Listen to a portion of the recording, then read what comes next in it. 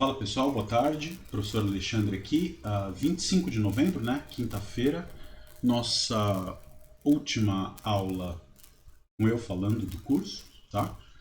Então a gente vai fechar o curso. Eu quero tentar falar algumas coisas, possíveis caminhos de estudo, né? Ou, na verdade, a gente vai tentar generalizar um pouco a situação que a gente viu para a teoria de superfícies numa situação um pouquinho mais abstrata, tá? Então, acho que é um bom jeito da gente encerrar dando caminhos que você pode seguir se o assunto te interessou, e se o assunto não te interessou, certamente você vai precisar rever esses conceitos. Pode ter sido culpa minha, pode ter sido culpa sua, mas o fato é que geometria diferencial está presente em tudo quanto é lugar. Até hoje um colega meu mandou um vídeo para mim de uma entrevista do Hans Donner, né?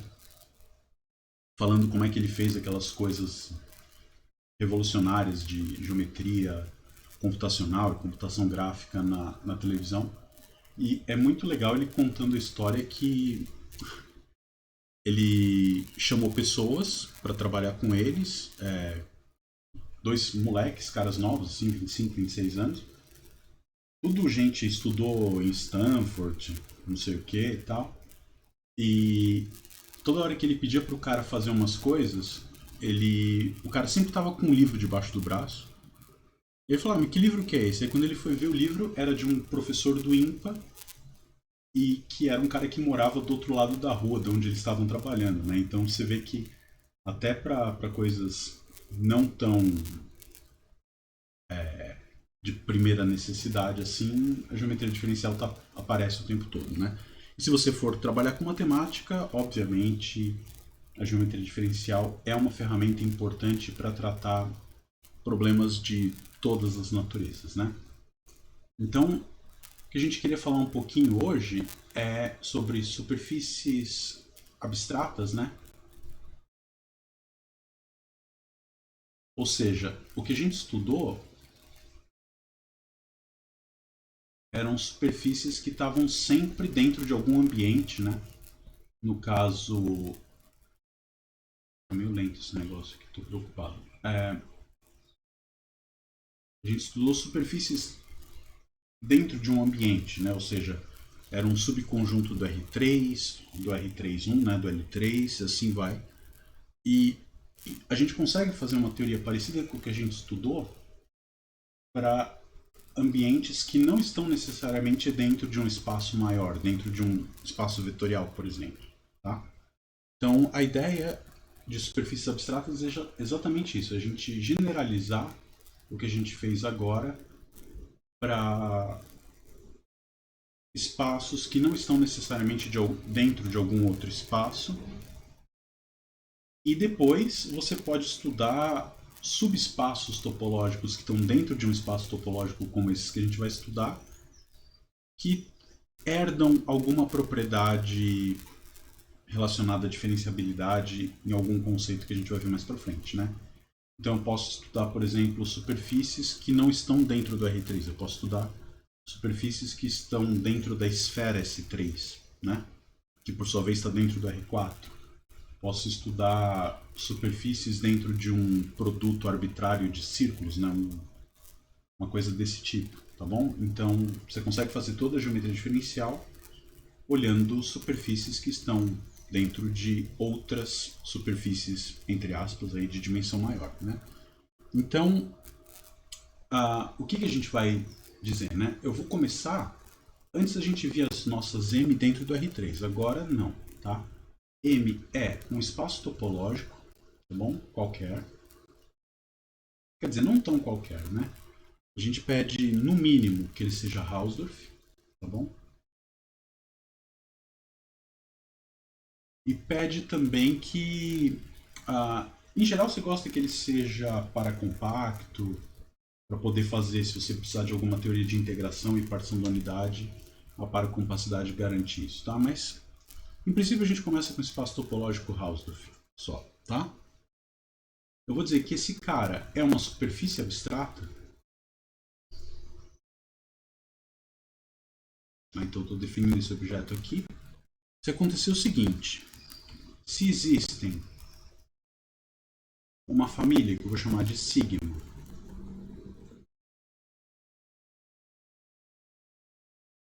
tá? É uma família de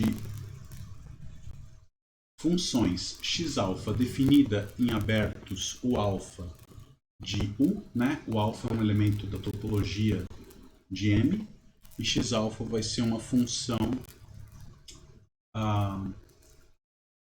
definida em o alfa chegando em R2. Tá? O 2 aqui eu podia trocar para qualquer dimensão. Né?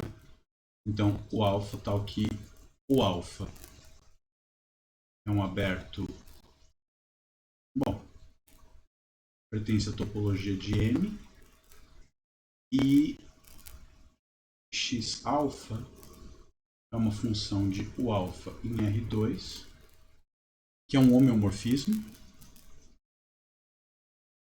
Tá? Isso eu posso falar o que é, né?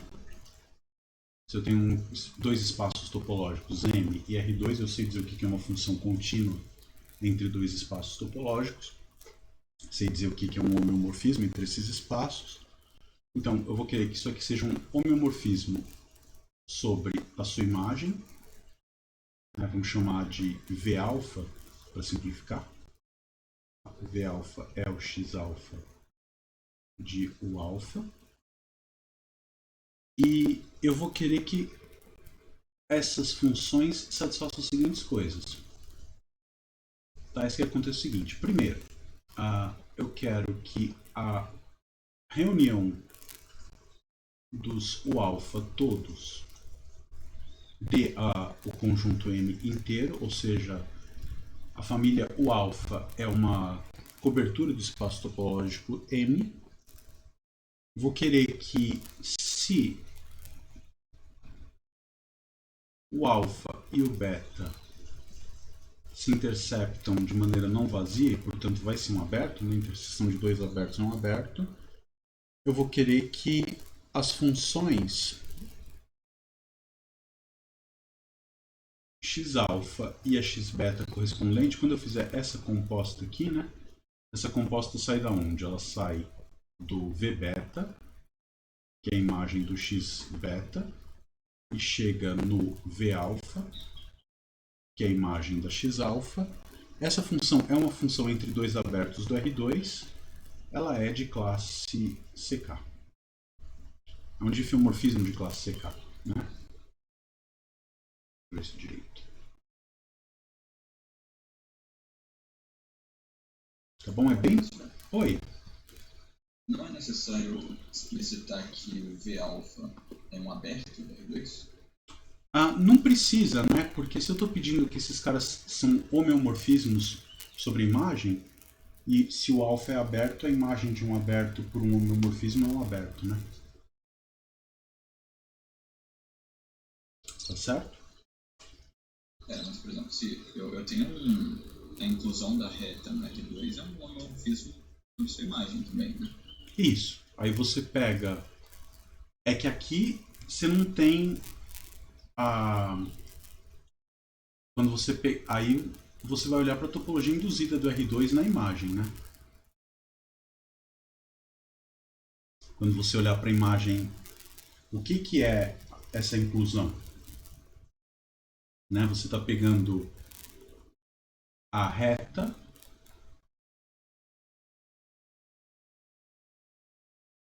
Deixa eu pensar. Peraí, eu não estou entendendo o teu ponto, Eduardo. Quer dizer, a inclusão da. Pega, sei lá, a reta real e bota ela no x,0, tá?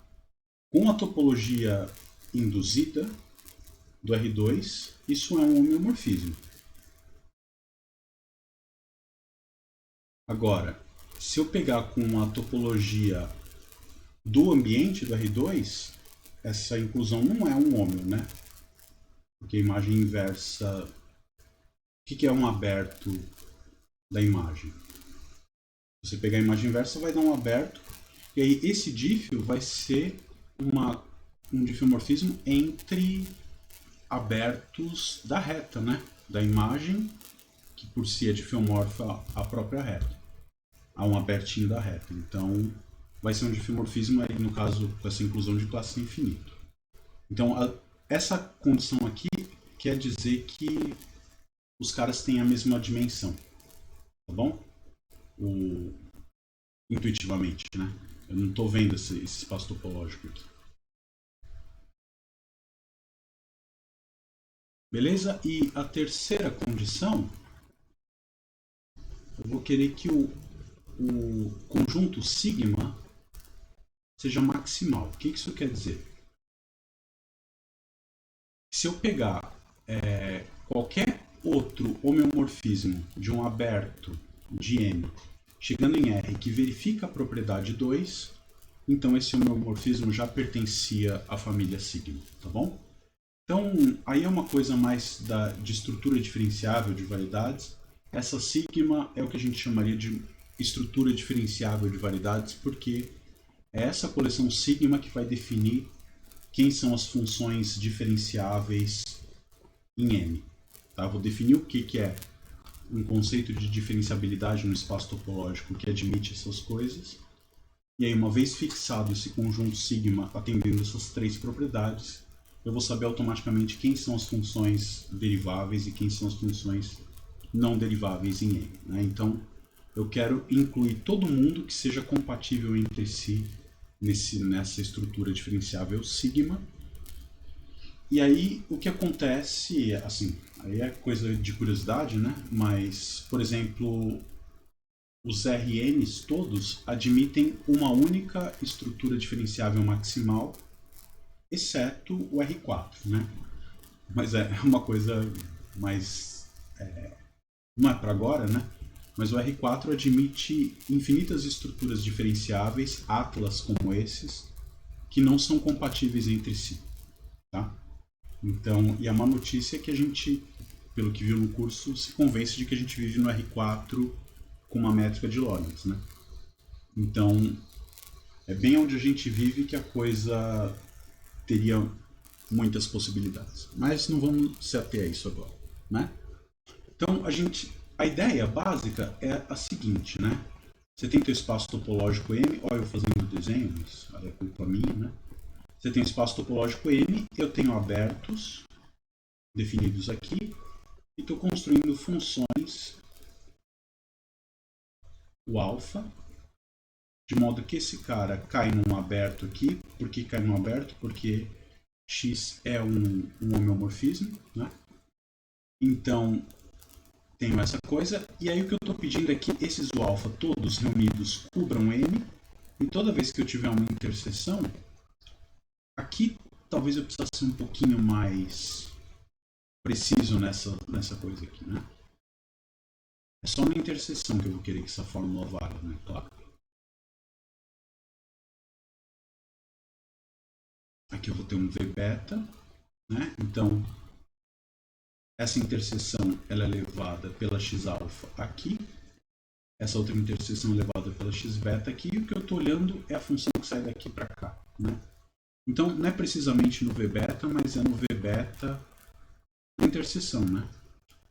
Vamos dizer, para ficar bem claro o que eu estou fazendo, isso é definido no X beta de U alfa inter U beta, tendo imagem no X alfa, escrevo beta, né? Alfa, o alfa inter o beta também, tá bom? Então, essa aplicação que está aqui, né, é o x alfa bola x beta menos 1. Esse eu vou querer que seja um dífio entre abertos do R2, e aí isso a gente sabe direitinho o que fazer, né? Uma função entre dois abertos do R2 eu sei dizer se é um diffeomorfismo ou não. E aí, o que a gente tem, né? Quando que uma f de M em R é suave, né, o diferencial. Tá? A gente vai tratar todos os casos aqui, o K como sendo infinito, por exemplo, tá bom? Então eu vou dizer que f é suave, ou seja, uma função diferenciável vou escrever isso como sendo sem infinito de m, se acontecer o quê? Se aconteceu óbvio, né? Faz o desenho. Vou ter a f chegando na reta. Quando que uma função vai ser suave? Se a composta pega um ponto na variedade. Esse ponto vai estar no interior de algum desses abertos. Pega esse aberto e olha para x-alfa. E aí eu vou dizer, então, eu vou ter uma função. A imagem desse aberto vai dar um aberto aqui que contém um ponto que é levado no P, né, mapeado bijeturamente no ponto P. O que vai acontecer? Eu vou ter essa composta x-alfa menos 1 com f sendo uma função de R2 em R. E aí essa função eu sei dizer se é diferenciável ou não, né? Eu vou dizer que a f de m em R é diferenciável se é composta com qualquer carta ou com qualquer parametrização, né? Por uma função diferenciável de R2 em R. Então, só para fixar nomenclatura, né? Essas x-alfa a gente chama de cartas de m. E as suas inversas é o que a gente vai chamar de parametrizações. A gente, ao longo do curso, usava essas x-alfa, né? Porque a gente estava confortável com R2 e queria descrever o m em termos do R2. Como são todas funções bijetoras, e no caso concreto que a gente tinha lá, a gente provou que esses caras eram diffeomorfismos, estava tranquilo, né? E também, via teorema da função implícita, a gente provou que essa função aqui era um dífio, né? Então, esse item 2 da definição, ele sai como um corolário da definição quando você tem a m dentro do R3. Eu uso a estrutura de diferenciável do ambiente R3 para dizer quem são as funções diferenciáveis na superfície que está dentro do R3. Aqui eu não tenho esse ambiente para fazer uso, né? Então, aqui eu vou dizer que ela vai ser suave se f bola x-alfa a menos 1, que vai sair do v alfa chegar em R, é suave. Para todo alfa. E aí tem aquela coisa toda que você faz, né? De mostrar que não depende da parametrização, tudo mais, coisas que a gente fez no caso especial de superfícies, né? E aí, o que a gente fez? Uma vez que a gente tinha todo esse conceito, isso aqui é mais ou menos a seção 3.1 do livro, né? Em seguida, a gente tentava falar no que era o espaço tangente, certo? Oi? Tô te ouvindo. Tá meio embaçado, tá meio difícil de ler o que tá na tela. Outros alunos também comentaram que tá... Eu acho que pode ser. Eu tô percebendo que as coisas estão muito lentas de fato. Isso pode ser um problema. Você falando tá saindo de soquinho, né? Pode ser um problema de rede aqui, porque a gente tá em teletrabalho em várias frentes aqui em casa. Então, é porque eu parei de escrever, o bitrate ajeita, né? Foi ficando melhor quando a gente tá falando. Porque eu paro de escrever e ele precisa transmitir menos dados, Deixa eu ter... E o calor também, né? Deixa eu tentar...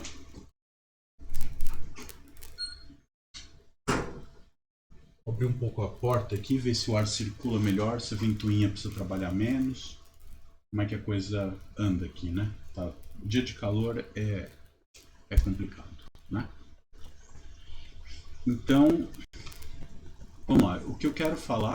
Então eu vou tentar falar bastante depois que eu escrever, para você conseguir ler o que eu quero fazer, né? Então, o que a gente fez era o espaço tangente, né? O que era o plano tangente a uma superfície no R3. Ali, a gente usou fortemente o fato da superfície estar dentro do R3, né? E a gente viu o plano tangente como sendo um subespaço vetorial do espaço R3. Aqui eu não consigo mais fazer isso, tá? Então eu preciso tentar descrever o plano tangente em termos de elementos só do próprio espaço M. O que eu quero dizer? Lá na R3, quando eu estava com a superfície no R3, eu tinha a parametrização, ela era uma aplicação de R2 em R3, eu tinha as derivadas desses caras, e a gente viu que esses caras eram vetores tangentes, e eu defini o plano tangente como sendo o span desses dois vetores do R3, que geram um plano, porque a tua aplicação era sempre uma inversão, né? Aqui eu não tenho mais isso, então a definição em princípio ela é um pouquinho abstrata, né? Ela depende de um conceito que a gente chama de derivação. Eu não vou entrar muito nos detalhes aqui, mas vou tentar passar as ideias, né? O pessoal de análise vai gostar de provar que certos espaços que parecem ser de dimensão infinita aqui, na verdade são de dimensão finita, né? Então como é que é isso? Você pega um ponto na tua superfície abstrata, e aí eu sei definir uma curva, né? Uma curva é uma aplicação que sai do intervalinho, pode ser menos epsilon, epsilon chegando em m, tá? E vou supor que essa curva é tal que alfa de zero é exatamente ponto P, tá bom? Legal. Então, o que é o vetor tangente, né? O que é alfa' de zero? Como é que a gente define isso? Essa definição é um pouco abstrata, mas ela, no caso do R3, numa superfície no R3, a gente vê que ela empata com a que a gente tem, né? Eu vou dizer o seguinte, esse cara, ele é um funcional linear, tá?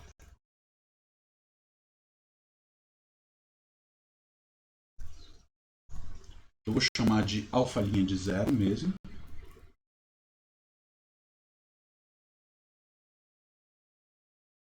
Que come uma função de classe infinito na variedade, a gente já sabe o que é isso, e devolve um número, tá bom? Então, por exemplo, se M é o plano R2, você já sabe que esse espaço aqui é um espaço de dimensão infinita em princípio, né? Mas a definição dele vai amarrar as coisas, né? O que é alfa' de zero calculada numa função f? Isso é a derivada da composta. A f bola alfa é uma função do cálculo 1. Eu consigo calcular a derivada desse cara no ponto t igual a zero. Então, o que vai me dar? Quem é alfa' de zero? É um funcional que come funções e a gente sabe que esse cara, você vai mostrar que esse espaço é um espaço de dimensão finita. Nesse caso concreto, se a M tem dimensão 2, esse espaço é um espaço de dimensão 2, ele vai ser representado por um vetor desse espaço, né? O lema de Riesz. E esse vetor é o que a gente vai chamar de vetor tangente, um vetor tangente a M no ponto P. E aí o que vai ser o espaço tangente? Vai ser a coleção de todos os vetores tangentes, tá bom? Então, eu posso olhar para o espaço tangente a uma superfície abstrata como sendo o conjunto de vetores tangentes a curvas que passam por aquele ponto, onde o vetor tangente, né, nesse caso aqui, é um funcional linear que faz isso, né? Come uma função e devolve a derivada da composta com o vetor f composta com a curva alfa, tá bom? Então, esse é um caso de que a gente chama de uma derivação em P.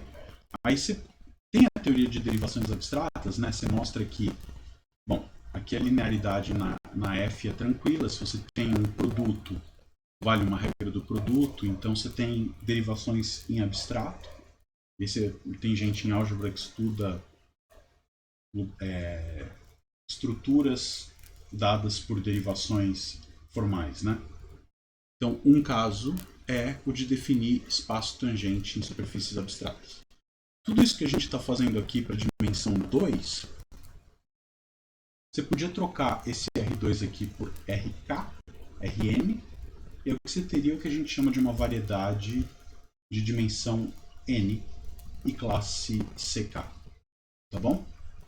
Então vou fazer algumas contas aqui, elas todas vão funcionar para N, dimensão N, mas eu vou enfatizar as coisas quando o N for 2, né? Então o TPM, né, o espaço tangente a uma superfície abstrata, é o conjunto de todos os alfa' de zero, onde alfa é uma curva tal que alfa de zero é P. Tá bom? Você prova que isso aqui é um espaço vetorial. É um espaço vetorial de dimensão finita igual ao número que está aqui no expoente do R no contradomínio das x-alfa das tuas cartas.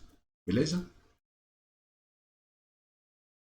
Né? E aí, a gente tem, nesse caso, a gente tem vetores tangentes que são os vetores tangentes especiais, né? Então, se você tem x, uma carta, eu tenho a parametrização x a menos 1 índice alfa, que sai do abertinho do R2. Ó. Por aqui R2 mesmo, tá? Chegando no alfa, que está em cima da tua superfície abstrata. A gente mostra fácil que esse cara é uma função diferenciável, né? Do mesmo jeito que você mostra que esses caras aqui, por definição, são difeomorfismos, né?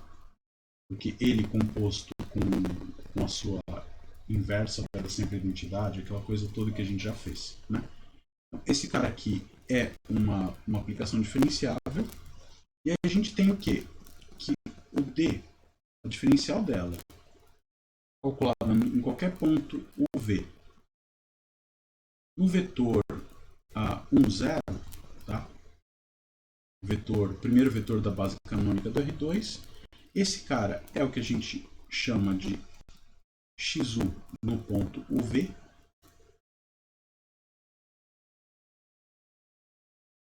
e a diferencial da inversa no ponto UV, calculada no vetor 0,1, né, o vetor E2 da base canônica da R2, é o que a gente vai chamar de xv de UV. Então, eu tenho esses dois vetores que são, por decreto, já que a dx é um isomorfismo linear, xu e xv são linearmente independentes, e são dois desses caras aqui, né? São vetores tangentes a curvas, e, portanto, geram o TPM, né? Então, esses dois caras aqui formam uma base do TPM.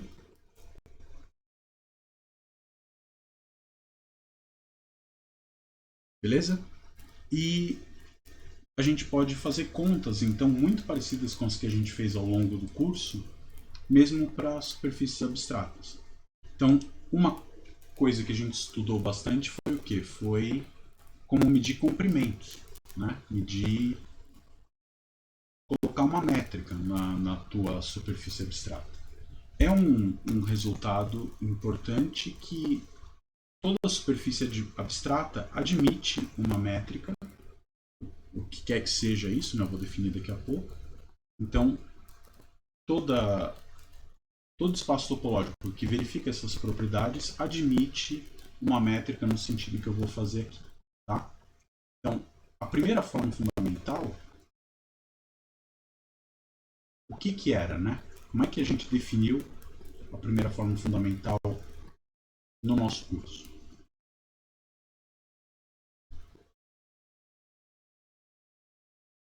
Você tinha a superfície contida no R3, você tinha parametrizações. O que era a primeira forma fundamental?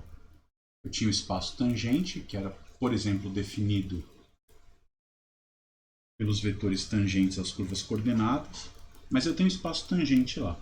O que eu faço? Em cada ponto do espaço tangente, eu coloco um produto interno. Que produto interno que eu vou colocar? Vou colocar o produto interno, que era a restrição do produto interno do ambiente, seja o R3 ou o L3, aquele plano, né? Então, eu olho o plano tangente como um subespaço vetorial e restringo a métrica do ambiente a esse plano. Podia fazer isso? Podia. Agora eu posso fazer isso? Não, porque a M não está dentro de nenhum outro lugar que tem uma forma bilinear não degenerada. Positiva definida ou não, aí vai do gosto do que você está estudando, né? Então, primeira forma fundamental, a gente não consegue fazer como fez antes porque eu não tenho um produto interno num ambiente onde a M está dentro para tomar restrição. Então, o que a gente faz aqui agora é considerar a priori a métrica, né? Então, o que é uma métrica riemanniana ou pseudo-riemanniana em cima de uma variedade? É a escolha para cada ponto P de M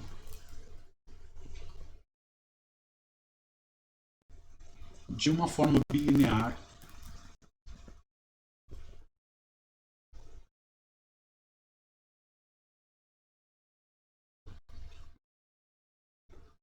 aí, se você quiser que ela seja positiva definida, o que você vai ter é uma métrica riemanniana. Se você pedir que ela seja não degenerada, eventualmente não positiva definida, você vai ter uma métrica semi-riemanniana. Se o número máximo de direções onde ela for negativa definida é 1, né? O maior subespaço onde ela é negativa definida é 1, você está com uma métrica lorentziana para a tua superfície, tá bom? Então eu vou pegar uma forma bilinear. Se ela for degenerada, paciência, né? Você vai ter umas coisas mais complicadas, mas a gente vai pegar não degenerada aqui em cada espaço tangente. E eu vou pedir uma coisa, essa escolha, para cada ponto vai ter uma forma bilinear, então essa forma bilinear depende do ponto. O que eu vou pedir é que ela seja suave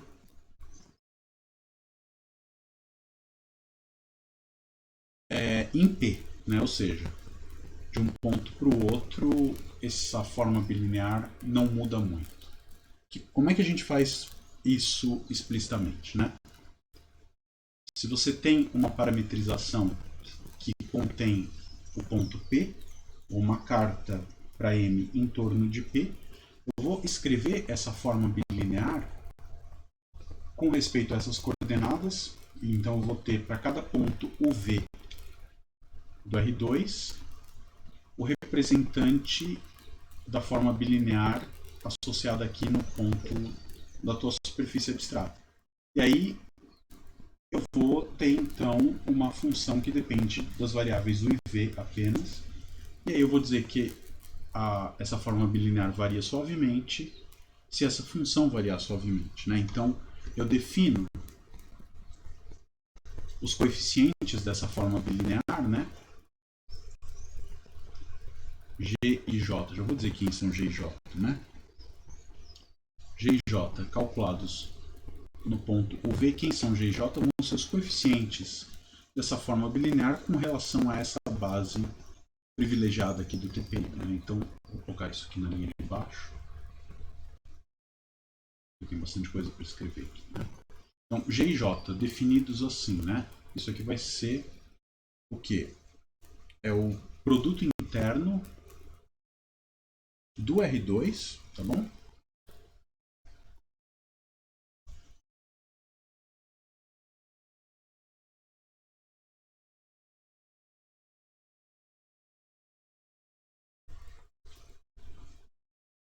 São os EFG maiúsculos que a gente viu antes, né? Isso aqui é uma função suave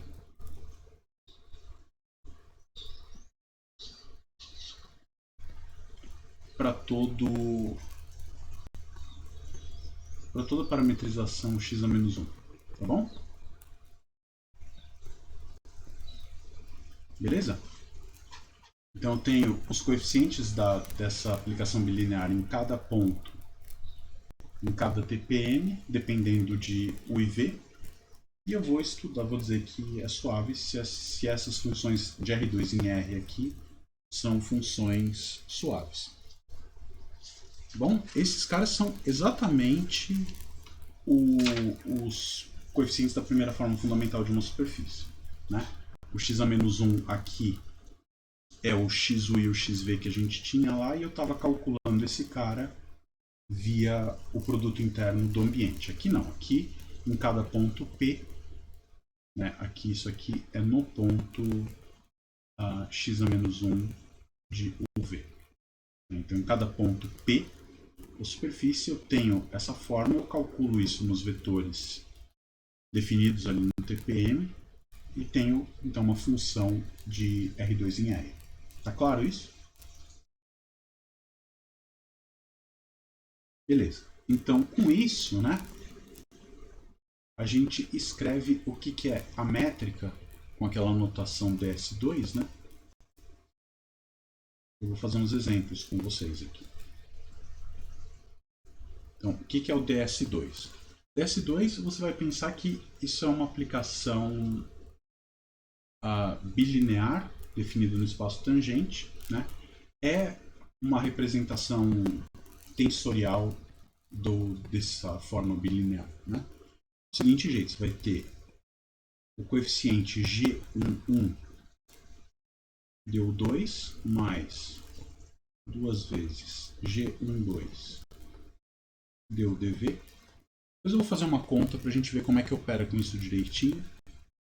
E isso aqui, para quem fez lá um cálculo integral, deve levar isso com o pé nas costas, né? Então, você tem isso aqui, eu já vou fazer um exemplo numa superfície abstrata, não tão abstrata assim, tá?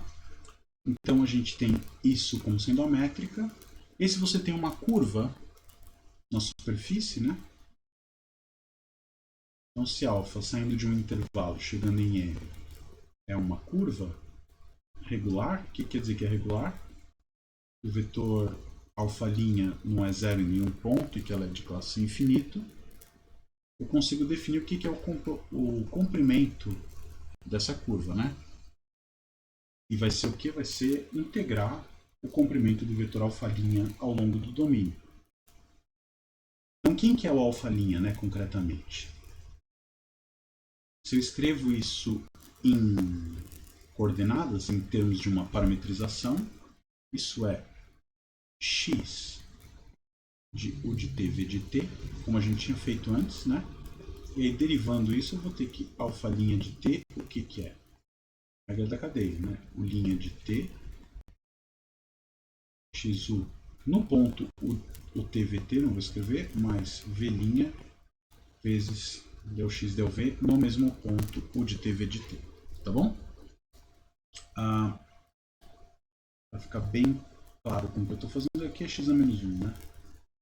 A função, essa x a menos 1 é a que sai do plano e chega na superfície abstrata.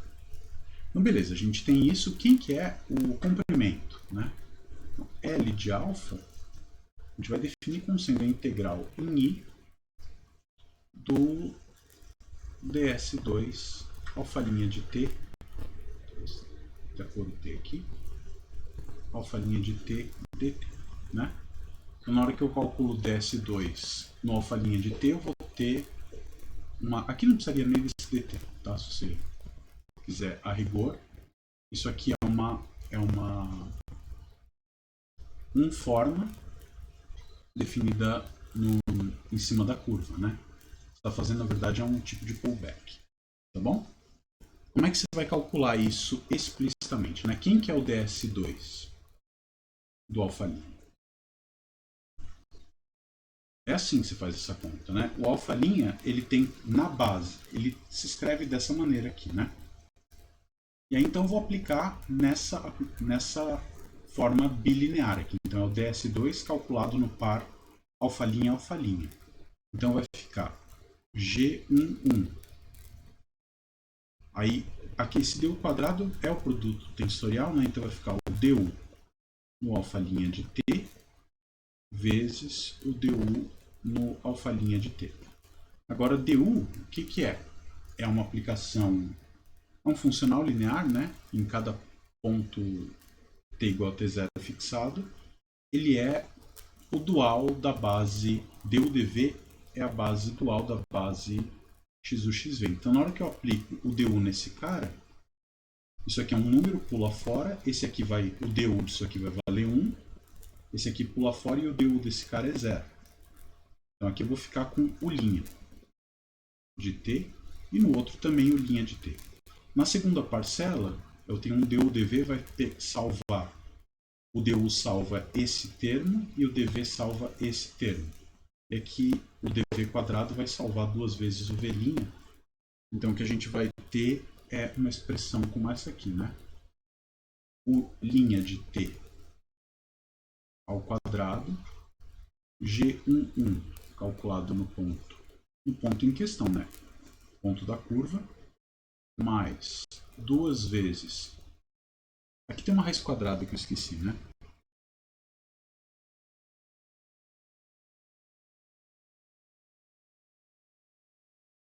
Duas vezes G12 nesse ponto.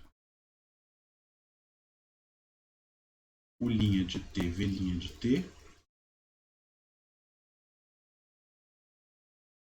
Mais G22. O T, VT. A V' de T ao quadrado. Tudo isso raiz dt, né? Ou seja, uma função de t, né? O integrando aqui é uma função a uma variável, eu estou calculando a primitiva desse cara e substituindo nos extremos do intervalo i, se quiser, né? É uma coisa de cálculo 1 mesmo isso aqui, né? Então a gente consegue calcular a área, do mesmo jeito se calcula a energia, pega meio e tira, deixa sem a raiz quadrada aqui. Tem todas aquelas relações que a gente viu para comprimento e energia. A área de uma certa região a gente também consegue fazer, só que tem que tomar um cuidado. O que era a área quando eu tinha uma superfície no R3? Ela era a norma do produto vetorial, né? Se integrava a norma do produto vetorial. Então você tinha a superfície no R3, tinha os dois vetores tangentes, você calculava o produto vetorial, dava o n. O que se integrava era a norma desse vetor, né? Então, a norma do produto vetorial XU por XV. Aqui eu não tenho mais esse produto vetorial, porque esses dois vetores estão num espaço tangente, que é uma coisa abstrata, e esse espaço tangente não está mais dentro do R3, então eu não posso mais fazer o produto vetorial. Mas, o que a gente copia? Quem que era a norma desse produto vetorial? Era o EG-F2, lembra? Que é quem? Exatamente o determinante desses caras aqui. Então, o que você está integrando, você vai somar elementos de área, né? O det da matriz G e J dá o elemento de área vezes DU/dV, né? Se você quiser pensar, é a área de um retangulinho pequeno, um paralelogramo, né? Com lados paralelos aos vetores XU, XV, isso no espaço TPM. O que eu faço? Faço esses caras bem pequenininhos, somo tudo para ter a ideia de área. Então a gente define a área abstratamente como sendo a área da região R da tua superfície é simplesmente a integral sobre x de R, né, a região lá no R2, raiz quadrada do determinante da matriz G e J. Se você tiver com uma métrica que não seja riemanniana, você bota um módulo aqui, né? Como a gente fez quando era uma superfície no L3, tá bom? Isso integra DU/dV. Beleza? Então a gente consegue fazer cálculos de comprimentos e áreas numa superfície que eu não estou vendo, né? É um espaço topológico abstrato com uma estrutura diferenciável especial. Vamos ver dois exemplos concretos e abstratos ao mesmo tempo, né? Pega o meu conjunto M, vai ser exatamente a reta real, produto cartesiano com os números positivos, né? Ou seja, é o semiplano superior. O pessoal que vai fazer o seminário de geometria hiperbólica, não se assuste, eu não vou usar métrica hiperbólica aqui. Eu vou dizer então que o meu ds2, a minha métrica nesse espaço, que é o semiplano, é dx2 mais y dy2. Tá bom? Então aqui é fácil de ver que cada espaço, o espaço tangente a cada ponto dessa variedade é isomorfo, a superfície abstrata é isomorfo ao R2. Eu tenho em cada ponto P, eu tenho um produto, né? Por exemplo, no ponto 0,2, quem é a minha métrica no espaço tangente ao 0,2? A métrica é dx2 mais 2 vezes dy2. Ou seja, quanto mais longe do eixo x eu estou, mais pesada na hora de calcular o comprimento de um vetor, a segunda coordenada dele vai ser. Tá? Então, quanto mais longe do eixo x eu tiver e mais vertical for o vetor, maior vai ser o seu tamanho. Né? Então vamos ver exemplos concretos. Então, por exemplo, como é que eu calculo? Eu posso escrever esse ds2 como um produto interno, né? Então, pega o vetor 1, 3. Ele é um vetor tangente a qualquer ponto da M, porque o espaço tangente é o próprio R2, né? Então, esse cara é um cara, esse aqui é um outro vetor, são dois vetores tangentes à superfície. Eu vou calcular o produto interno deles no ponto 0,2. Tá? Como é que você faz essa conta? Então, para ter um desenho, né? Aqui o eixo X não está na jogada, o eixo Y está aqui. Né? Então, meu conjunto é o semiplano Y maior que zero. Então, eu estou pegando o ponto 0,2, que está aqui. Estou pendurando o espaço tangente, que é uma cópia do próprio R2, então eu posso desenhar esses vetores. Eu tenho o vetor 1, 3 aqui, deixa esse Y da frente. Tenho aqui o vetor 1, 3. E tenho aqui o vetor menos 2, 3. Tá? O desenho está perpendicular, mas cuidado, né? Seus olhos podem te enganar aqui. Esse aqui um pouco mais curtinho, né? Tá bom? Então tenho esses dois vetores. Quanto que vale o produto interno entre eles nesse ponto? Você vai fazer a fórmula. É o dx2, vai ficar... O coeficiente do dx2 é 1. Aí pega a componente x desse vetor vezes a componente x desse. Faz o que você queria fazer mesmo, né? 1 vezes menos 2, mais y. Esse y aqui é o ponto que eu estou, né? Então, o ponto é 0,2. A métrica não é invariante para todos os caras com o mesmo x. Desculpa, com o mesmo y, a métrica é a mesma. Se eu mudo o y, aí a métrica muda. Então, 2. E o dy2, o que é o dy2? Ele vai ser 3 vezes 3. Vou ter que fazer essa conta, dar um número aí que é 16. Tá bom? 18 menos 2. Então, eu pego esse mesmo par de vetores e coloco no ponto 1, 1. Tá? Então, eu vou fazer o transporte, euclidianamente, o transporte paralelo deles para cá. Quando eu faço essa conta, eu vou ter uma surpresa, né? 1, 3 menos 2, 3, quer dizer o quê? No ponto 1, 1. Então, o x vale 1 e o y vale 1, para efeito de ponto. Então, vai ser dx2, vai ficar 1 vezes menos 2, mais, no ponto 1, agora que eu vou ter 1, 3 vezes 3. Isso vai dar 7, né? 9 menos 2. Ou seja, o ângulo entre esses vetores, que são os mesmos como vetores do R2, num ponto é diferente do ângulo no outro ponto, né? Ou seja, a maneira de medir comprimentos e distâncias, comprimentos e ângulos, varia de ponto para ponto. E varia suavemente, né? Porque os coeficientes que estão aqui na frente do dx e do dy são funções, obviamente, suaves.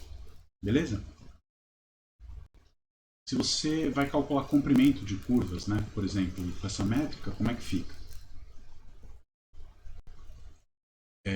Pega uma curva bem inocente. Uma reta vertical, tá? Pega alfa de t, sendo a curva 0t. Eu vou calcular o comprimento dela no intervalo 0, 1. Como é que fica o comprimento dessa curva? Vai ser a integral de 0 até 1 do quê? Da raiz quadrada do ds2 do alfa'. Quem que é o alfa' de t? A linha de t é o vetor 0, 1 o tempo todo, né? Então isso aqui vai dar o ds2 dele, quem que é?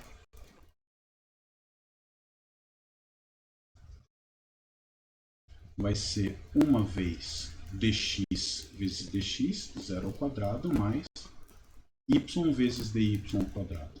Então o ds2 é t. Então eu vou integrar a raiz quadrada de t dt. Bom, quanto que vai dar isso aqui? Bom, faz a conta, é 2/3, tá bom? Então, essa curva tem comprimento 2/3, e aí se eu pego a curva beta como sendo 0t, com t agora no intervalo 1, 2, aí mesma coisa, né? O beta' de t vai ser o vetor 0, 1, e o ds2 do beta' de t é de novo t, né? A conta é exatamente a mesma, a fórmula da curva é a mesma, mas o comprimento dessa curva aqui quanto é? Essa integral de 1 até 2 de raiz de t dt, aí acha a primitiva, substitui nos extremos, você vai ter, vai ser 4 de 2 menos 2 sobre 3, né? Ou seja, eu tenho duas curvas que, para um indivíduo euclidiano, eu tenho essa curva, indo de 0 até 1, bolinha aberta aqui, né? Depois eu tenho essa curva aqui, também vertical, bolinha aberta, aqui 1, aqui 2. O que eu estou te dizendo é que com essa métrica que a gente botou no semiplano, esse segmento mede 2/3 e esse segmento aqui mede esse número aí. Tá? Ou seja, sobre 3, que é maior, né? Então, translações verticais, por exemplo, o que eu estou vendo nessa situação? Que translações verticais não são isometrias, né? Tenho uma curva que mede 2/3, se eu faço uma translação vertical dela, o comprimento dela mudou. E de maneira análoga, né, se você pega a região R como sendo o quadrado, estou sempre pegando aberto, né? Quadrado de lados abertos 1 e 1. Tá? Esse 1 e 1 aqui é uma coisa interessante para medir, né? Será que esse segmento mede 1? Será que esse segmento mede 1? Não, né? Quanto que mede esse segmento horizontal aqui? Escreve no chat ou fala para eu ver. Tem 6 mensagens aqui no chat, eu não vi nenhuma. Deixa eu dar uma olhada.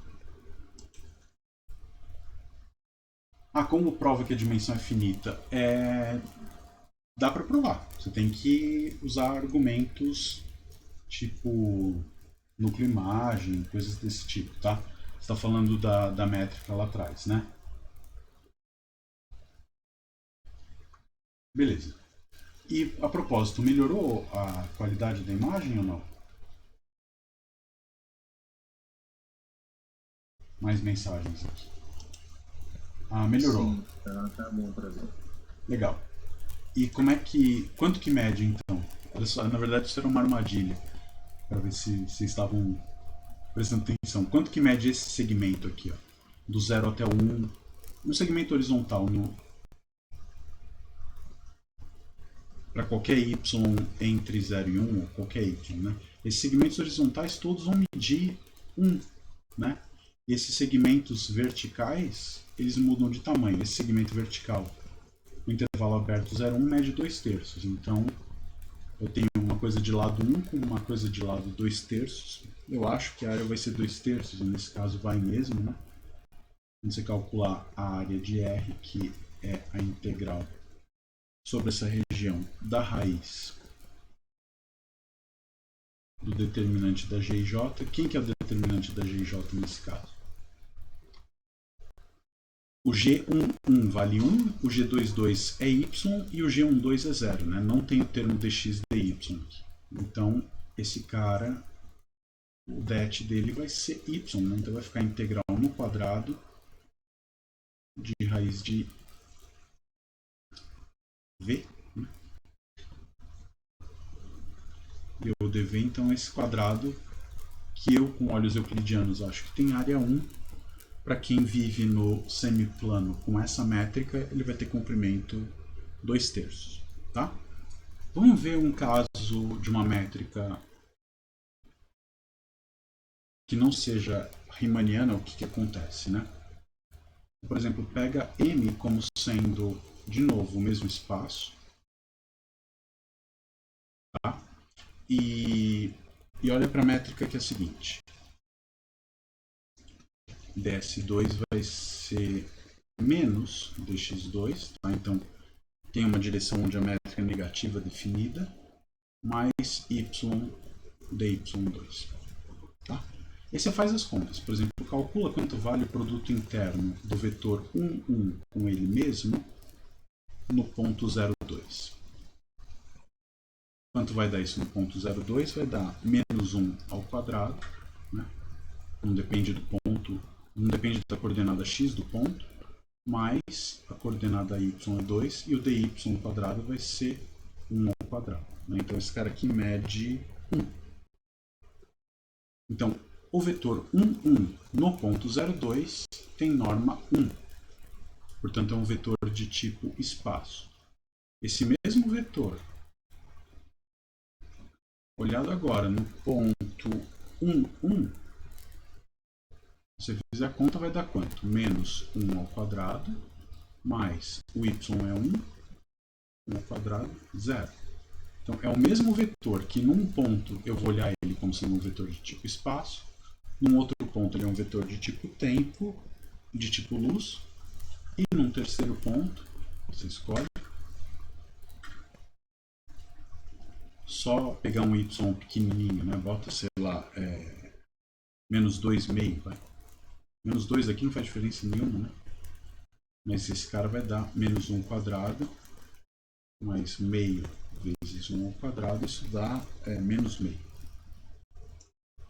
Tá? Então, o mesmo vetor, dependendo do ponto que ele está, ele vai ser de tipo espaço, luz ou tempo. Né? Então, você percebe a coisa do transporte paralelo aqui já não é mais o mesmo que nesse ponto ele é uma coisa, nesse ponto ele é outra, e aqui no menos 2,5 o mesmo vetor é outra coisa. Então, aqui a gente viu que ele é espaço, aqui ele é luz e aqui ele é tempo. Tá bom? Então, aí uma pergunta natural que, se você não se fizer, eu me faço, é tentar determinar quem são, por exemplo, as curvas de tipo luz aqui, né? E uma outra coisa que a gente tem, por exemplo, se você pegar o vetor V igual a 1, 0, em qualquer TPM, quanto que vale o produto interno dele com ele mesmo em qualquer ponto P, né? Bom, seja qual for o ponto P, o dy ao quadrado é 0, essa parte some, esse cara aqui é menos 1, né? Então, o que acontece?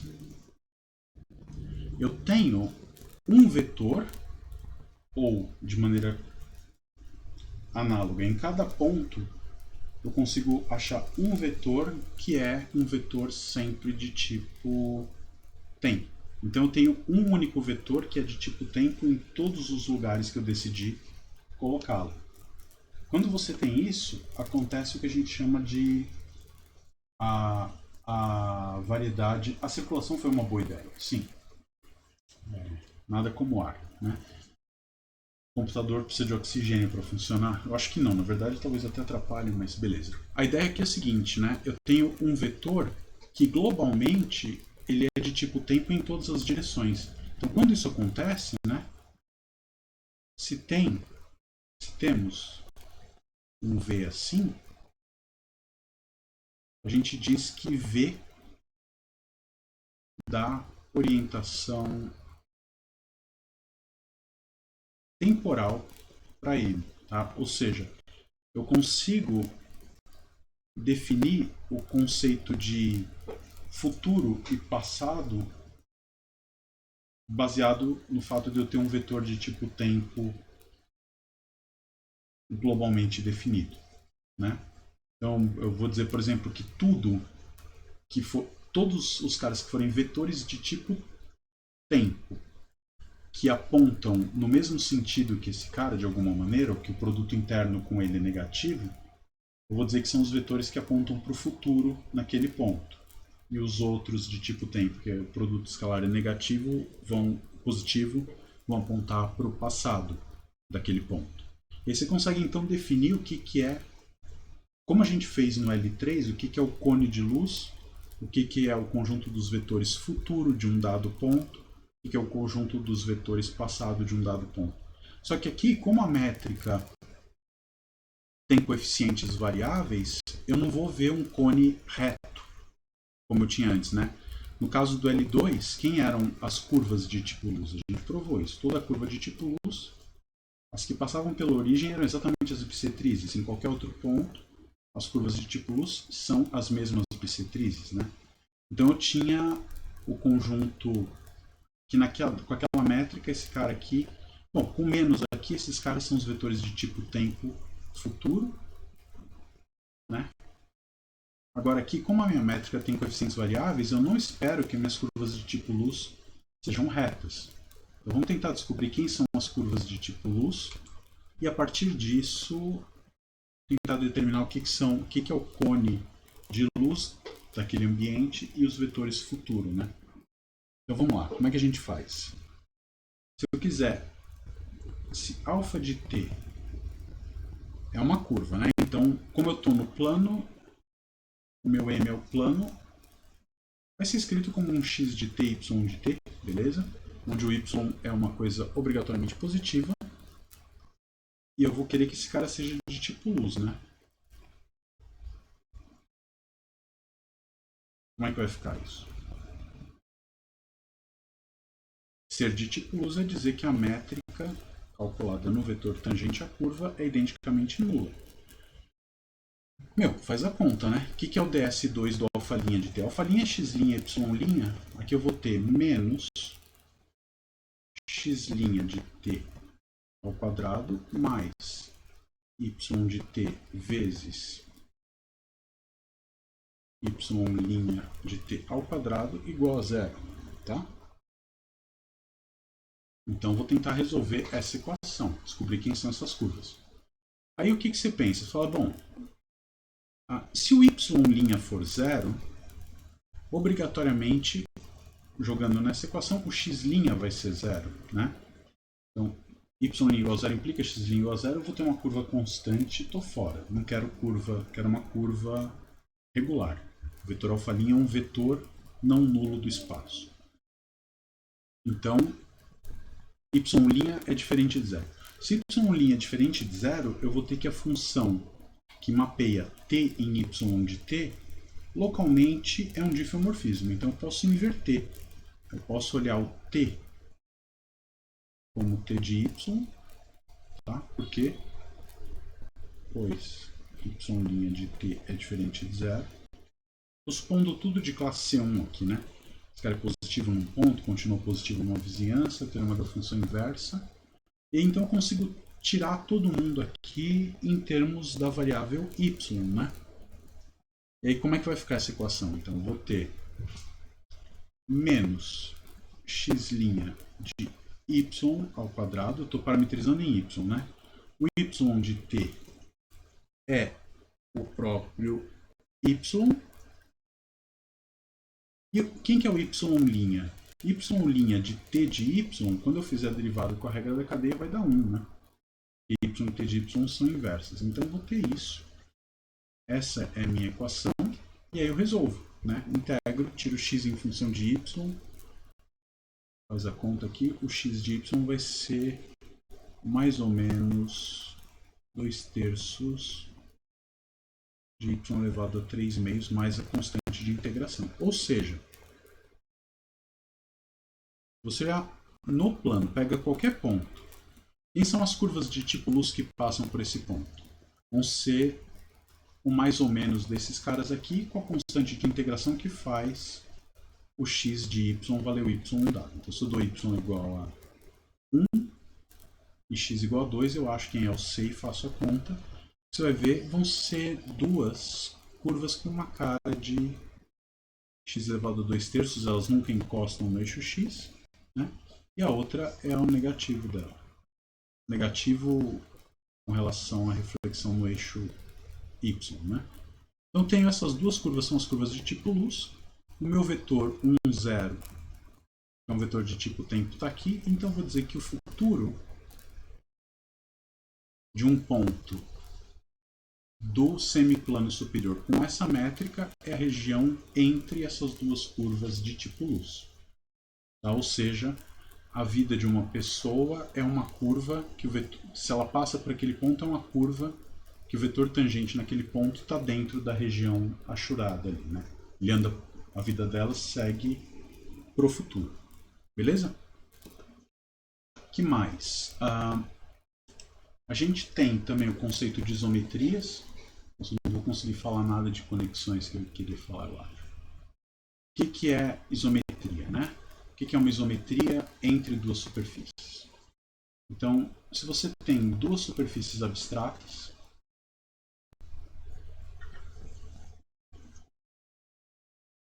né, M1 com a sua métrica G1 e M2 com a sua métrica G2, quando que elas vão ser isométricas, né? Elas vão ser isométricas se existir uma função φ de M1 em M2, que é um diff local,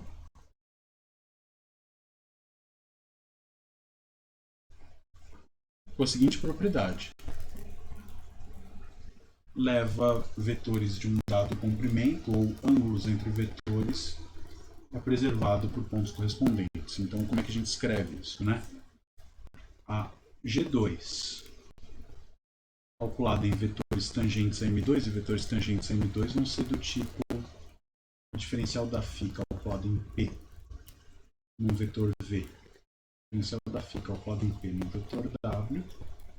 Isso aqui tudo calculado no ponto φ de P, né? A métrica G2 no ponto φ de P, que é um ponto de M2, em dois vetores tangentes a M2, vai ser igual a G1 no ponto P, calculada nos vetores V e W. Tá? Então, isso é o que é ser uma isometria local, é preservar a métrica, pelo menos localmente, né? Isso aqui tem que valer para todo V e W pertencente a TPM e para todo P num aberto U contido em M1. Bom? E aí tem aquela coisa, né? Se você tem um diff local, ou pelo menos uma imersão de uma superfície abstrata em outra, você consegue...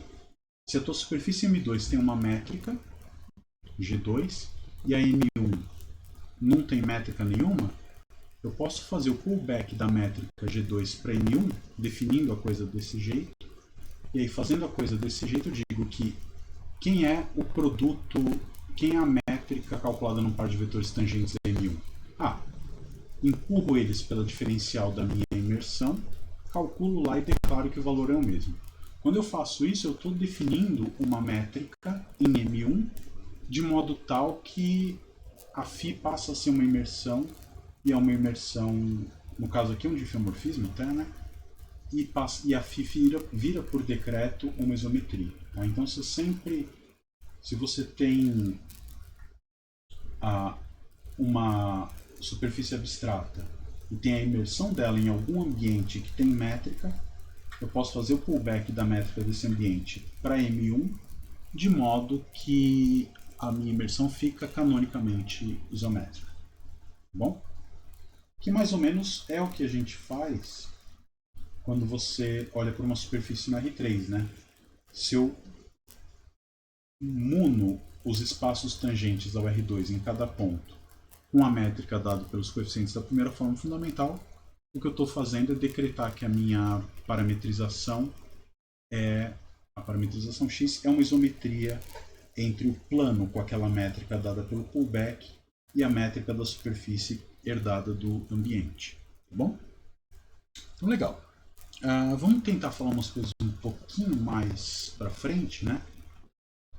Fibrados e conexões e coisas assim, né? Como é que a gente generaliza os conceitos de derivadas, curvaturas e tudo mais que a gente viu para superfícies em R3 para superfícies abstratas, né? Então, para começar a falar disso, botar a bola no chão direitinho, a gente tem um conceito que é o que a gente chama de fibrado vetorial. Tá?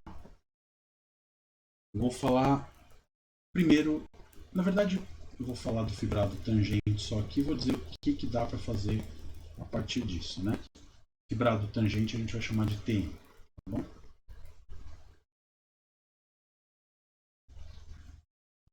Qual que é o desenho que a gente gosta de fazer? Você desenha a tua variedade ou a tua superfície N aqui e o fibrado como um retângulo aqui em cima, tá bom? Então, o que é um fibrado vetorial em geral sobre uma variedade N? Né? Eu poderia, esse retângulo aqui de cima podia ser, é uma estrutura que vai ter estrutura de variedade também, tá?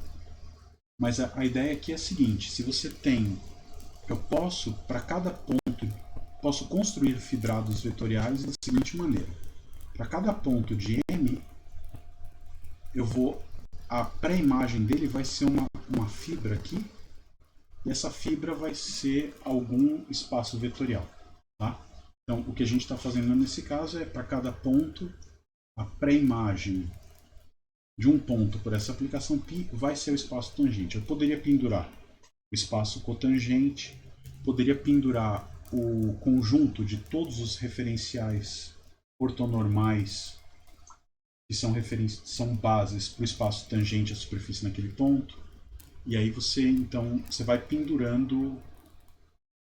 Nesse caso não é um espaço vetorial, né? O conjunto de todas as bases é uma outra variedade. Então você tem fibrados de qualquer sorte, e o que a gente vai usar aqui é o fibrado tangente, tá? Ou seja, para cada ponto da tua variedade eu vou pendurar nele, eu vou construir uma estrutura que é um conjunto dado por uma coisa tipo um produto P, V índice P, onde V índice P é um vetor do TPM. Então, pontos desse retângulo são pontos da forma P, um vetor tangente a M naquele ponto, né? Então, a gente tem essa aplicação π que sai do TM e chega em M, tá bom? Eu vou pedir que ela satisfaça algumas propriedades, né? Como eu estou olhando para o fibrado tangente, eu vou querer que o π a menos 1 de P seja exatamente o TPM, tá? Isso aqui é uma coisa que é interessante, não dá para... Se você pensar 2 segundos, sai. Mas se você pega uma variedade qualquer, o TM, ou uma superfície abstrata qualquer, né? Aqui pode ser qualquer dimensão, esse cara vai ter dimensão o dobro. E curiosamente, independente de M ser orientável ou não, o fibrado tangente dela sempre é uma variedade orientável. Tá? Mesmo sem falar em vetor normal e nada, né? Quem fez o cálculo integral viu como induzir orientabilidade em subvariedades do Rn com qualquer codimensão. Você vê que de fato você não precisa de campos normais para falar disso. E aí o que acontece é que quando você olha para o TM, a definição de orientabilidade sai de graça quando você escreve um sistema de coordenadas bem natural para TM, né? Então, eu vou querer isso e vou querer uma propriedade que a gente chama de trivialização local, que diz o seguinte: para todo P em M, eu sou capaz de construir ou encontrar um aberto U contido em M que contém esse ponto, né? Eu pegar esse cara aqui, aberto aqui, de modo que a pré-imagem desse aberto eu consigo mostrar que ela é pelo menos homeomorfa ao produto cartesiano U por TPM, né? Ou seja, esse cara ele fica mais ou menos paralelinho aqui, né? Eu vou botar várias cópias do TPM, uma do lado da outra, e aqui isso funciona bem por quê? Porque se você tem o TPM e o TQM, eles são naturalmente isomorfos, né? São espaços vetoriais de mesma dimensão igual à dimensão da variedade. A pergunta do Henrique aqui acho que ficou lá para trás, né? Quando os DS2 foram iguais, eu acho que você estava falando do achar geodésicas de tipo luz, né? Não é bem que os DS2... quando for isometria. Não é bem os DS2 iguais. Eles são iguais módulo a função φ que leva uma variedade na outra, né? Eu vou ter um tipo de trivialização local aqui, que é o seguinte, eu consigo achar um aberto e uma função φ que sai daquela coisa que eu pintei ali, o π-1 de U, e chega em U cartesiano R2, 2 se a dimensão da M for 2, né? Vou escrever assim uma M2, que é um hômeo. Homeomorfismo tal que satisfaz a seguinte coisa. Se você olha para a projeção da π na primeira coordenada, né, a restrição da π a U composta com a função φ, isso é a própria π, né? Então, esse cara aqui é... Quem que é? Vou escrever direitinho. πU, ela pega o cartesiano R2 e leva em U, tá? A projeção canônica no contradomínio da φ, tá bom? Então, essa composta aqui é a própria aplicação φ, e para todo Q em U, o que a gente vai ter é que φ restrita a π-1 de Q, né? Se eu pego um outro ponto aqui pertinho do P, essa fibra aqui, eu consigo mostrar que a φ restrita a essa fibra é um isomorfismo linear, tá bom?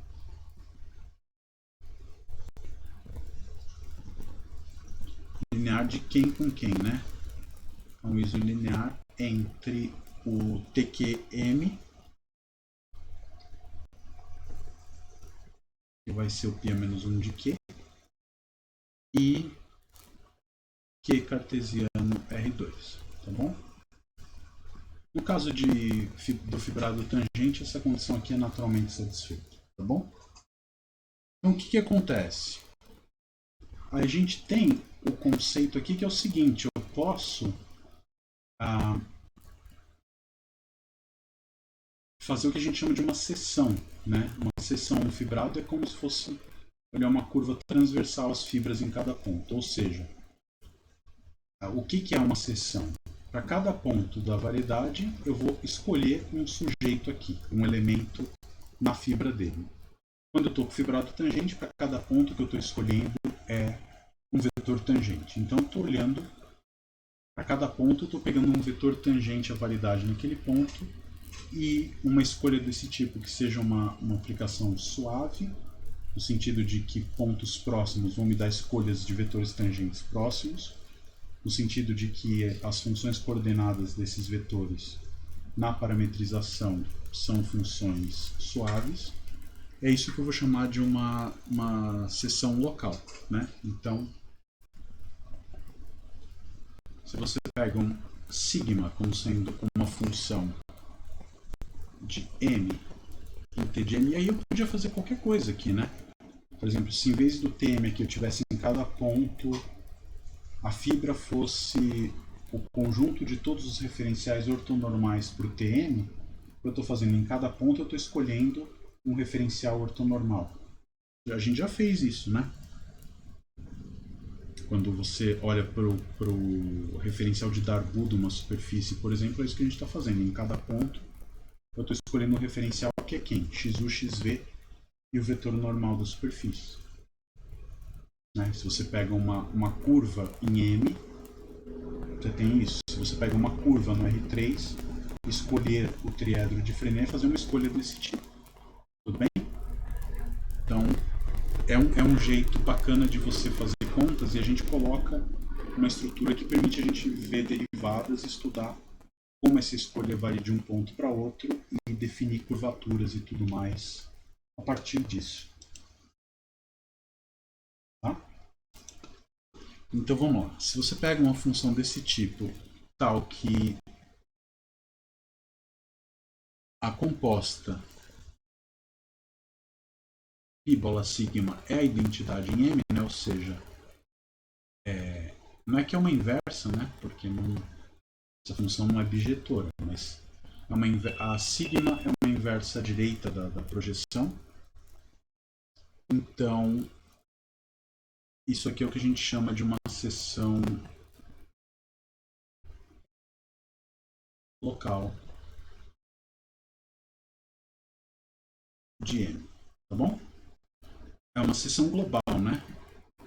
Se você tiver, é uma seção do fibrado.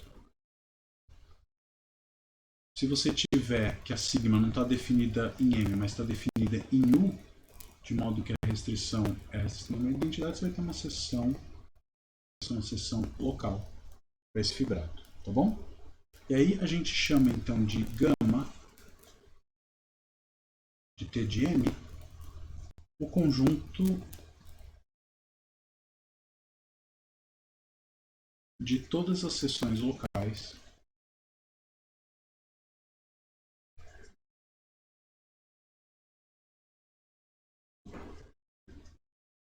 de TM. O que é isso concretamente? Escolher uma seção local é, para cada ponto, escolher um vetor tangente.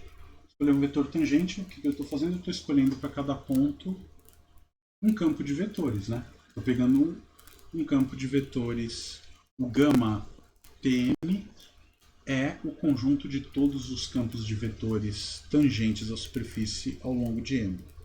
E aí a gente tem então o que a gente chama de uma conexão, né?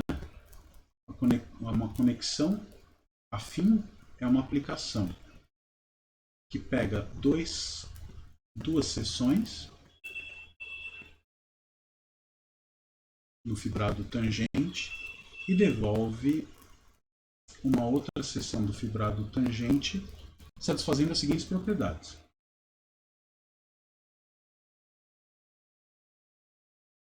O nabla é linear, ele é sem infinito de M linear na entrada de baixo e R linear na entrada de cima, né? Então, isso aqui vai valer para todos x, y e z campos tangentes ao longo da superfície, aqui z.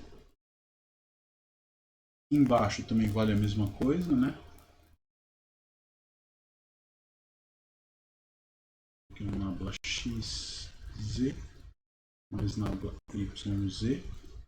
Vou querer também que nabla, se tiver uma função aqui embaixo, ela pula fora liso, né? Então isso é f nabla x, y.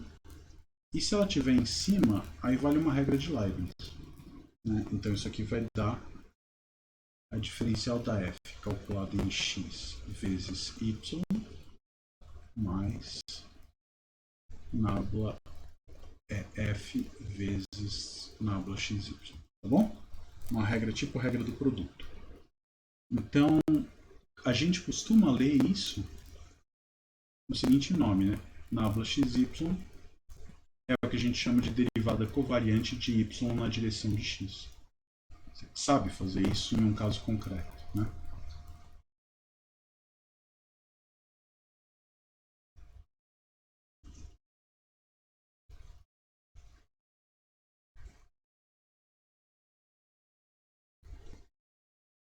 Tá bom? exemplo, por que eu estou dando esse nome? Se a gente pegar a derivada covariante que a gente definiu, né? Se você pega, por exemplo, essa segunda, esse x aqui como sendo vetor tangente a uma curva, e o y, qualquer campo tangente à superfície, essas propriedades aqui são satisfeitas, né? Então a derivada covariante que a gente viu é um caso particular de uma derivada de uma conexão para uma superfície que está dentro do R3, né? Lembra como é que era? Eu pegava dois campos de vetores, calculava a derivada e projetava de volta no vetor tangente. Então, dados dois campos de vetores tangentes à superfície, eu produzia um novo campo de vetores tangente à superfície, que era o quê? Deriva usando o fato de que esses caras estão no R3 e projeta no vetor tangente. Tá bom? A gente consegue sempre uma coisa desse tipo. Esse é um resultado importante, né? Toda variedade riemanniana admite uma conexão de Levi-Civita, uma conexão afim, e se ela for uma variedade riemanniana, eu consigo mostrar que existe uma única conexão com essa propriedade que é compatível com a métrica, né? Então esse é um teorema, a gente não vai demonstrar aqui, né? Mas essas coisas todas você vai aprender no próximo curso que você vai fazer, né? Que é o Geometria Riemanniana, que vai ser oferecido semestre que vem, tá bom? Então, o teorema de Levi-Civita, e aí você fala aqui da conexão como sendo a conexão de Levi-Civita da variedade riemanniana ou semi-riemanniana, tá? Nos dois casos existe, e é única, a seguinte coisa, né? Então, existe uma única conexão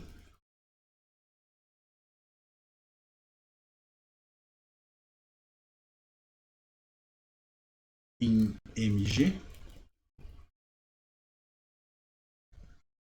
tal que vale o seguinte, a derivada da métrica num par de campos de vetor, a diferencial da G, né? G é uma aplicação bilinear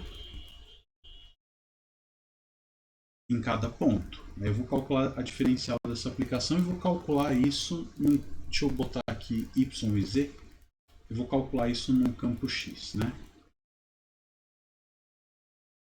Y e z aqui. Esse cara aplicado num campo x, né? Isso aqui, para cada ponto P na variedade, eu vou ter a DG, que é o que? Eu vou pegar o G no ponto P, os campos Y e Z no ponto P e calcular essa derivada, né? A diferencial dessa aplicação vai me comer um vetor tangente e como resultado eu vou ter um número real que vai ser esse aqui, G. Você calcula a derivada covariante do y na direção do x mais uma regra do produto como vale para o que a gente tinha visto, né? Você deriva um produto escalar. Como é que é a derivada de um produto escalar? Deriva o primeiro, copia o segundo, mais o produto escalar do primeiro, derivada do segundo, tá? Então o que a gente tem é que dada uma variedade riemanniana com uma métrica, uma variedade riemanniana ou semi-riemanniana, existe uma única conexão, um único operador que satisfaz todas essas propriedades, satisfaz essa propriedade aqui e, além disso, tem torção nula. O que quer dizer torção nula? Quer dizer que a derivada covariante do campo y na direção de x menos a derivada covariante do campo x na direção do campo y é o colchete de Lie desses dois campos. E o que é o colchete de Lie de dois campos? É um novo campo de vetores. E, portanto, em cada ponto é uma derivação. E essa derivação você calcula assim, né? Ela mede o quanto o teorema de Schwarz, de certa maneira, deixa de valer. Tá? Então, o campo xy no ponto P é o campo dado pela aplicação que calcula a derivada no ponto P da derivada de f na direção do campo y menos a derivada no ponto P da derivada de f na direção do campo x, tá bom?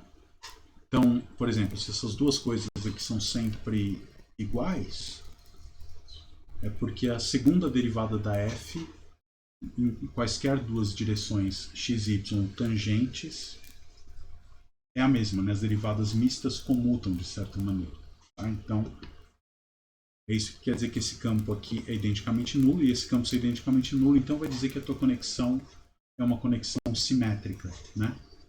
Posso trocar os campos de lugar aqui que não muda a derivada covariante.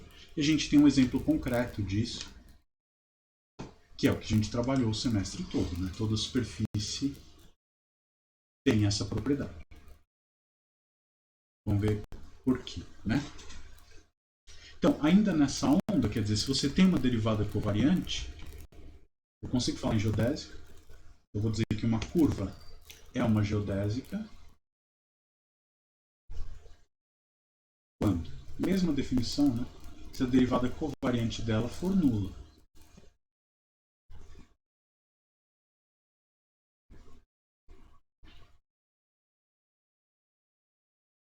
Exatamente a equação que a gente escreveu, né? E aí, falando em derivada covariante geodésica, a gente tem os símbolos de Christoffel como antes.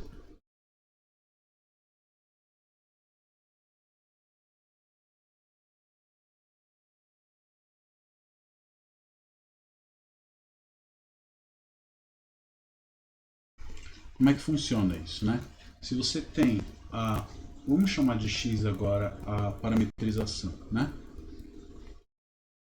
Em vez de pôr x a menos 1, vamos chamar de x para ficar mais parecido com o que a gente fez ao longo do semestre. Você tem um aberto do R2, né? Estou pensando em uma superfície em dimensão 2 mesmo. Isso aqui vale para dimensão finita qualquer, tá? Troca aqui, isso é a única coisa que vai acontecer, que você vai ter os índices dos símbolos de Christoffel percorrendo um conjunto maior. Tá? Então pega uma parametrização que leva o teu abertinho V alfa, no aberto o alfa de n, como parametrização. Tá? O que a gente pode dizer? Você vai calcular as derivadas covariantes. Pensa lá dos campos tangentes canônicos. Pensa lá no caso do R3. O que era isso? Era o deriva e projeta, né? Deriva o xv na direção do campo xu e olha para as projeções na direção do xu, do xv, e a componente em n era a segunda forma fundamental, a gente simplesmente ignora. Então, esse cara a gente vai escrever como sendo o gama uv u xu mais gama uv v xv. Tá? Se tivesse uma variedade de dimensão 30, eu ia ter 2 a 2 aqui para escolher 30 caras e eu ia ter uma soma com 30 parcelas aqui. Então, ia ter vários índices para brincar com símbolos de Christoffel. Muito bem, então tem isso. Do outro lado, a gente tem já calcular o xv, xu. O que é isso? Eu vou derivar esse cara e vou projetar no espaço tangente. Então a gente tinha lá o gama VU, a componente dele na direção do U, e o gama VU, V, é a componente na direção do vetor XV, né? Então essa quantidade que a gente chama aqui, né? Passa esse cara para o lado de lá, você tem uma diferença entre campos de vetores tangentes aí dando zero, né? Essa diferença, o que estaria aqui do lado esquerdo, é o que a gente chama de torção da conexão. Então, o teorema de Levi-Civita diz o seguinte: dada uma variedade com uma métrica riemanniana ou pseudo-riemanniana, existe uma única conexão afim, compatível com a métrica, né? Essa equação aqui, derivada do produto escalar de dois campos tangentes, segue a regra do produto, e que tem torção nula, né? O que quer dizer torção nula nesse caso aqui? Se você subtrai esses dois lados, quando eu estou com uma superfície no R3, a gente viu que esse número é igual a esse e esse número é igual a esse. Tá? Então, quando eu estou no R3, o que a gente tem é exatamente que esses símbolos de Christoffel são simétricos, né? E, portanto, eu tenho uma conexão de Levi-Civita legítima. Então, a minha derivada covariante lá é, de fato, a conexão de Levi-Civita da superfície M dentro do R3-Ni.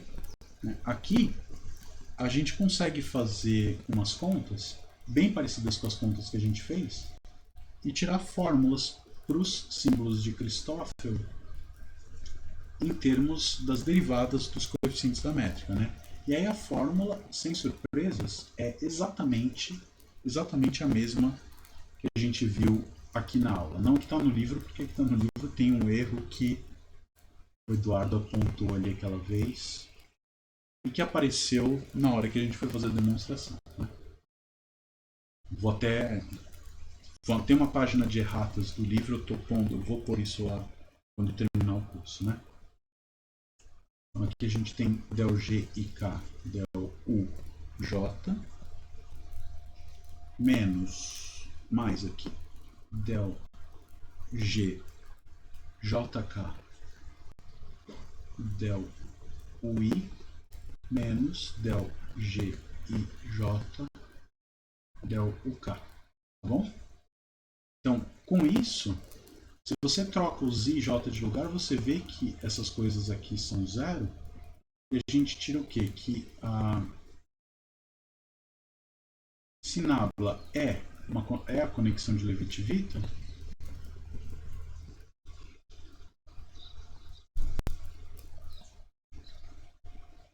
A gente tem automaticamente que o nabla XU XV é igual ao nabla XV XU. Tá certo? Então eu tenho essa simetria e isso ajuda a gente a fazer um monte de contas, né? Então, se eu tenho os símbolos de Christoffel que se relacionam com a derivada na métrica, eu poderia tentar calcular o que é a curvatura, né, de uma variedade abstrata ou de uma superfície abstrata. E aqui tem a diferença importante, né? A fórmula que a gente definiu para a curvatura gaussiana, ela dependia dos coeficientes da segunda forma fundamental que dependem do vetor normal, né? Então, em princípio, a fórmula para o K é uma coisa que depende concretamente do ambiente, porque depende do vetor normal e, portanto, do produto vetorial entre vetores tangentes à superfície. A gente mostrou, teorema egregium de Gauss, que eu conseguia escrever a curvatura gaussiana só em termos desses caras, e esses caras eu escrevo em termos da métrica. Então eu posso ignorar o fato da superfície estar imersa em algum ambiente para calcular a curvatura gaussiana, né? Na situação mais geral, o que a gente tem é o seguinte: eu defino o que a gente chama de um tensor de curvatura, que ele aqui é um pouquinho diferente. Ele come 3 campos de vetores e devolve um outro campo de vetores tangente à superfície. Dado da seguinte maneira: como é que você calcula esse cara? Quem que é o R? A gente põe assim, ó, RXYZ, né? E aí tem um monte de identidades quando você fica trocando esses caras de lugar, saem todas das propriedades da conexão, né? Então, aqui é uma questão de gosto, né? Quase religião isso. Como se define, se põe o X primeiro e o Y primeiro. Mas a gente olha isso assim, menos nabla XYZ, tá bom? E aí o que a gente tem no nosso caso concreto é o seguinte, que se esses dois caras são iguais, conexão de Levi-Civita, o que a gente tem é que o colchete é zero, né? Então, se você tem uma superfície, o que a gente pode escrever é o seguinte: eu posso calcular o R XU XV em Z, ele é nada mais nada menos, a última parcela desaparece. XU, XVZ, menos nabla XV, nabla XU, Z e só, tá certo? Então o que você está medindo é, de novo, o quanto a derivada covariante deixa de ser comutativa, né? Quer dizer, se a superfície C ter curvatura zero, quer dizer que essas duas quantidades são iguais e, portanto, dado qualquer campo, tanto faz eu calcular a derivada covariante primeiro em um dos campos coordenados e depois no outro, ou o contrário, tá bom? E aí a gente, com isso, define o que a gente chama de curvatura seccional, né?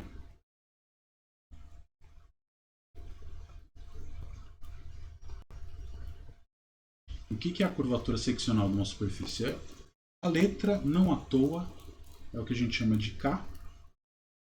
Então, dados dois campos linearmente independentes, duas seções que em cada ponto são LI, eu defino a curvatura seccional que mais ou menos está medindo como é que a superfície se curva quando eu me restrinjo em cada ponto a planos que são gerados pelos vetores tangentes x e y no ponto P. Tá bom? Bom, isso aqui a gente define como sendo esse carinha aqui, é o R x, y, y, que é um campo de vetores tangente, produto com o x. Tá bom? Então isso aqui é um número real. Eu vou dividir por outro número real que você conhece muito bem também. É o produto x por x, y por y, menos o produto x por y ao quadrado. Se você olhar, um dos exercícios da lista 3 tem uma fórmula que aparece um cara desse tipo aqui embaixo, mas se você olhar com um jeitinho, lá em cima tinha a segunda fórmula fundamental. Tá? Então aqui não tem nada que tenha a ver com a segunda fórmula fundamental, porque eu só sei falar de coisas tangentes. E aí no caso concreto, em que você tem x igual a xu e y igual a xv, os campos coordenados, quem que é a curvatura nesse caso aqui? Vai dar exatamente o R, xu, xv, xv, produto com xu, e aqui embaixo eu vou ter o xu por xu, xv por xv, é os caras que a gente escreveu lá como sendo o EG menos F2, né? Então, se você está com uma superfície no R3, essa conta é exatamente o Ezinho, Gzinho menos F ao quadrado, tá? Então, tem uma coisa para levar em conta aqui que é o seguinte, né? Eu tenho uma coisa que é só tangente e tenho, quando a superfície está no ambiente, eu posso levar em conta coisas que são normais. Então, como é que a gente trabalha quando você tem uma subvariedade de uma variedade, né? Você tem o espaço em cada ponto, você tem o espaço tangente à tua variedade, no nosso caso era o R3. A gente decompunha o espaço tangente ao R3 em cada ponto como uma soma direta, espaço tangente mais espaço normal. E aí você pode fazer essa decomposição no fibrado, tá? Você pega o fibrado tangente da N, do ambiente, e decompõe como uma soma direta que a gente chama de soma de Whitney. E aí, o que você faz é, dado que você tem uma superfície dentro do R3, essa superfície tem a sua conexão de Levi-Civita, a tua variedade ambiente tem a sua conexão de Levi-Civita, e aí elas vão se relacionar. Como? Eu vou decompor a conexão de Levi-Civita no ambiente como sendo a conexão de Levi-Civita da variedade mais um restolho. Esse restolho é o que eu vou chamar de conexão normal, e vai agir como? Ela vai medir a derivada de campos normais à superfície em relação a campos tangentes. Então ela faz, no que a gente viu no curso, um papel relacionado com o shape operator, com a segunda forma, e é com ela, por exemplo, que você pode reescrever essa equação aqui e obter a fórmula que eu pedi para vocês entregarem no exercício. A segunda forma fundamental, você pode calcular, na verdade, com essa decomposição da conexão do ambiente em parte tangente e parte normal, o fato de você ter uma imersão de uma variedade dentro dessa outra permite você escrever equações que são satisfeitas relacionando essas duas conexões. E aí o que você vai obter são precisamente as equações de Gauss e as equações de Codazzi e Maynard, no caso para superfícies em R3. E numa situação mais geral você tem uma equação a mais, onde você tem um tensor de curvatura normal aqui, que é o que aparece, a gente chama de equação de Hit. Tá bom? Então, aí, daqui para frente é assim. Como que eu estudo subvariedades de uma variedade arbitrária? A brincadeira fica mais ou menos nesse contexto, onde você tem a nabla, conexão de Levi-Civita do ambiente, a nabla, que é a conexão de Levi-Civita da tua variedade domínio, que vai ser imersa, e o que sobra. E aí com isso você define o tensor de curvatura do ambiente, o tensor de curvatura da tua variedade original, que vai ser imersa, e uma coisa que sobra, que vai estar relacionada com você troca aqui, põe um perp aqui, você vai ter as conexões normais, vai ter o tensor de curvatura normal. Esses caras vão se relacionar através dessas três equações, Gauss, Codazzi e Hit, né? E aí você começa a falar, se acontecer tal coisa, aí você começa a ter problemas, por exemplo, de classificar quem são as variedades com certas propriedades geométricas quando estão imersas dentro de outras variedades, assim vai, né? Variedades mínimas, variedades regradas, variedades com curvatura seccional constante, e abre um mundo, assim, né? Depois você começa a querer estudar como podem variar métricas dentro de uma variedade, sabendo que a curvatura dela é de um certo jeito ou de outro jeito, porque está tudo amarrado, né? A curvatura depende da conexão de Levi-Civita e a conexão de Levi-Civita está amarrada com a métrica. Então tem uma relação direta entre métrica e curvatura.